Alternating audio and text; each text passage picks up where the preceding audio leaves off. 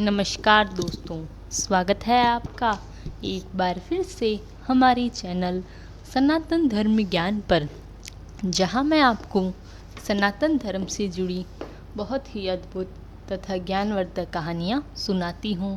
यह कहानियां आपके जीवन के लिए बहुत ही लाभदायक तथा ज्ञानवर्धक होती हैं। इन कहानियों को सुनने के बाद आपके मन में हो रही परेशानियों, चिंताओं इत्यादि सभी समस्याओं का समापन हो जाता है। आज मैं आपको श्री नीम करोली महाराज जी की चमत्कारों की ऐसी ही एक अद्भुत कहानी सुनाऊंगी। जब महाराज जी ने अपने जीवन काल के दौरान अपने अनन्य भक्तों को दर्शन दिए तथा उनके जीवन को सरल तथा सफल बना दिया। तो चलिए शुरू करते हैं। इससे पहले कि आप हमारी इस कहानी में खो जाएं, हमारे चैनल सनातन धर्म ज्ञान को सब्सक्राइब ज़रूर करें ताकि आने वाली न्यू वीडियो की नोटिफिकेशन आपको सबसे पहले प्राप्त हो जाए। आइए शुरू करते हैं। जय गुरुदेव। बुढ़िया के रूप में चैत्र 1980 की नवरात्रियों के बाद श्री माँ के साथ अनेक भक्त हल्द्वानी से नीम करोली ग्राम पहुंचे। माँ के आदेश से वहां दूसरे दिन 12 बजे हनुमत जयंती पर हनुमान जी को विधिवत चोला उठाने का कार्यक्रम निश्चित किया गया। यह कार्य श्री विनोद चंद्र जोशी, मैनेजर, कैंची आश्रम और पंडित किशोरी रमन जी, वृंदावन के प्रख्यात कथावाचक को सौंपा गया।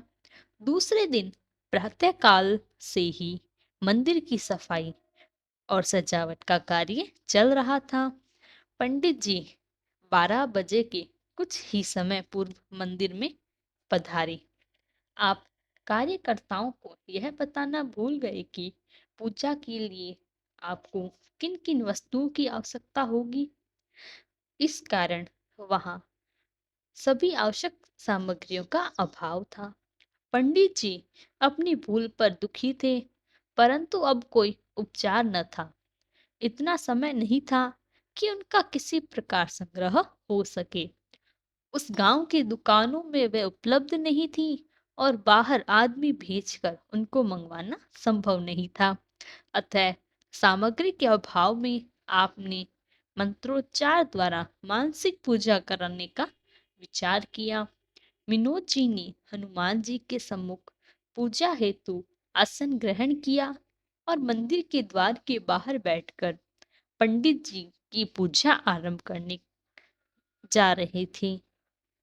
ये सभी अनन्य दर्शनार्थी मंदिर के आगे बैठे थे और मैं यानी लेखक पंडित जी के सामने मंदिर के द्वार के पास ही बैठा था। इतने में एक भारी शरीर और गंभीर स्वभाव का ग्रामीण बुढ़िया एक गठरी साथ में लिए सब दर्शनार्थियों के मध्य से होकर आगे चली आई और मेरे और पंडित जी के बीच में बैठ गई। वह बिना किसी से कुछ बोले अपनी गठरी में से एक एक कर सभी पूजा की सामग्री, श्रीफल, रक्त वस्त्र, क्लेवा, कच्चा दूध निकाल कर बिना जी को देने लगी। हम सभी लोग मुग्ध हो गए और चकित दृष्टि से उस वृद्धा को देखते ही रह गए। यह समझ में ही नहीं आ रहा था कि यह बुढ़िया कौन है, कहाँ से आई है। इस पिछड़े भूभाग में उसे कर्म कांड की इतनी अच्छी जानकारी कैसे है। वह बिना बुलाए पूजा के आरंभ करते समय ही कैसे वहां उपस्थित हो गई। अस्तु विधिवत पूजन के बाद आरती हुई। तदुपरांत हनुमान चालीसा के पाठ का क्रम चलता रहा। बुढ़िया अपनी पटरी खाली कर चुकी थी पर उठकर बाहर आ गई। हल्द्वानी में माँ के साथ आई कुछ महिलाओं ने उससे भंडारे में प्रसाद पाने का आग्रह किया। उसने बताया कि वह प्रसाद साथ लाई है और उसने वहां उपस्थित सभी महिलाओं को पूरी और सब्जी का प्रसाद अपनी गठरी से निकाल कर दिया। उसने यह भी बताया कि वह 7 कोस दूर से आई है। एकाएक उस भीड़ में वह किधर गायब हो गई, कोई जान न सका। नीम करोली ग्राम के लोगों का कहना है कि वह बुढ़िया कहीं बाहर से आई थी और चारों ओर दूर दूर के गांव में भी कभी उसको नहीं देखा गया। अर्थात वह महाराज जी के द्वारा भेजी गई एक मार्गदर्शक थी, जिसने उस पूजा में सामग्री का अभाव होने पर महाराज जी के आशीर्वाद से वहां पहुंचकर सामग्री उपलब्ध करवाई, पूजा को सफल बनाया तथा प्रसाद का भी वितरण किया। इस प्रकार महाराज जी ने एक कठिनाई की घड़ी में अपनी एक दर्शनार्थी को भेजकर इस कार्य को सफल कराया और मुश्किल घड़ी में भी उनका साथ दिया।